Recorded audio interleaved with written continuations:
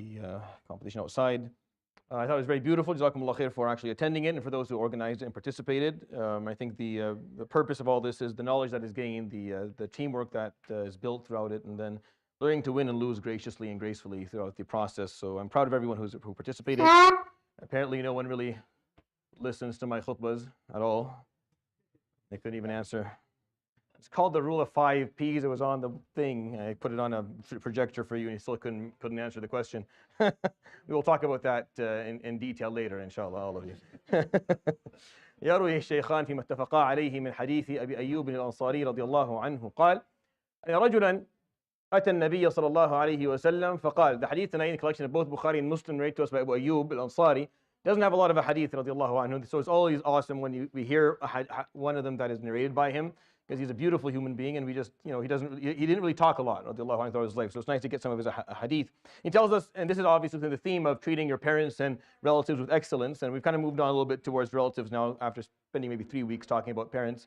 And this hadith, Abu Ayyub tells us that a man came to the Prophet ﷺ and said, Ya Rasulullah, أخبرني بعمل يدخلني الجنة. Tell me about a deed that will allow me to enter Jannah. فقال الناس ما له. People started saying, what is this? What question is this?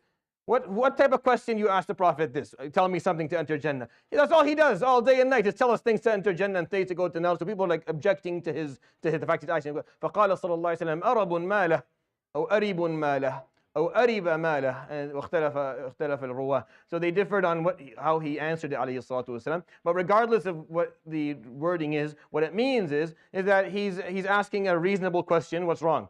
What's wrong with this question? He cares. He's asking about something that he is interested about. And this was his way, alayhi salatu wasalam. He's never, after Allah subhanahu wa ta'ala says, after Allah said, وَأَمَّا السَّائِلَ فَلَا تَنْهَرْ, never again did the Prophet alayhi salatu wasalam ever chastise someone for a question that he was asked, alayhi salatu wasalam, for the rest of his life. And that is just the degree of detail the Prophet ﷺ would follow Allah subhanahu wa ta'ala's word. He never ever said a word. Like you would ask him the most ridiculous question, he'd still answer you ﷺ, because Allah said, وَأَمَّا السَّائِلَ فَلَا تَنْهَرْ.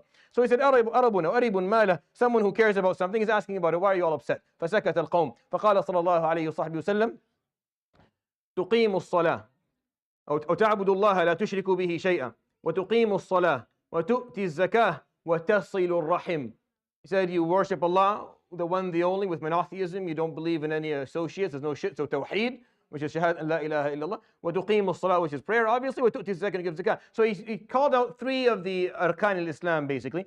And he didn't point out some Ramadan and Hajj here, which is the case in most of these hadith. But he added to it, alayhi salatu wasalam. He said, وتصل الرحم. This is why this hadith is important, because he added to this. Usually if he says those things, alayhi salatu wasalam, he ends, most of the hadith that we have, he ends with that. That's more than enough, because iqamus salah is a symbol of all acts of worship that are private between you and Allah subhanahu wa ta'ala. So Sawm Ramadan and Hajj al-Bayt are already included in that. And tu'ti zakah is a symbol of all acts of worship that help other people. So that's all that he needs to say, alayhi salatu wasalam. But he added specifically, وَتَصِلُ الرَّحِم, and you revive or you keep alive the relationships of kin within your family. فَقَالَ الرَّجُلُ ذَرْها. So the man was قال فكأنه كان على راحلته. This is how the hadith is. So that he said ذرها. Someone said, leave it alone. The narrators aren't sure who said this. Was it the Prophet ﷺ, or was it the guy? Most scholars say it was the guy. كأنه كان على راحلته, meaning the guy, it seemed like he was on a camel, and someone was holding the camel's reins as the question was being answered. And once the Prophet ﷺ said those 4 things, تعبد الله, تقيم الصلاة, تؤتي الزكاة, تصل الرحم, he told him, leave it, and he left. I got my answer to all I need to know. I'm good. I don't want any more. Don't give me anything else. Don't confuse me with more. I'm happy with this. And he left. Other scholars say that the Prophet ﷺ was on the rahila, and the guy was standing there holding the reins, asking the question. So when the Prophet ﷺ finished answering the question, he told him, let it go, and he left, ﷺ, that you don't need to hear more than this. That if you just do that, you're fine. Meaning if you just make sure you hold on to the acts of worship that are mandatory, salah and zakah and siyam and hajj, and you keep your family relationships alive and well, you don't kill off rahim, you don't ruin these kinship relationships, then you'll be fine. You don't need to hear more from me. You don't need to ask another question. That's all that is needed. وَتَصِلُ الرَّحِم. For most scholars of usul and fiqh, this hadith has high significance because the Prophet ﷺ rarely, if ever, would add anything whenever he told someone about Arkan al-Islam in terms of being mandatory. Like he wouldn't add anything else. He would just call those out and that would be the end of it. In this hadith that is muttafaq عليه, he would say وتصل الرحم. He would add that in. And it just shows the importance of that concept. It's much deeper than that. I'm going to talk about it inshallah more throughout the next couple of weeks or so.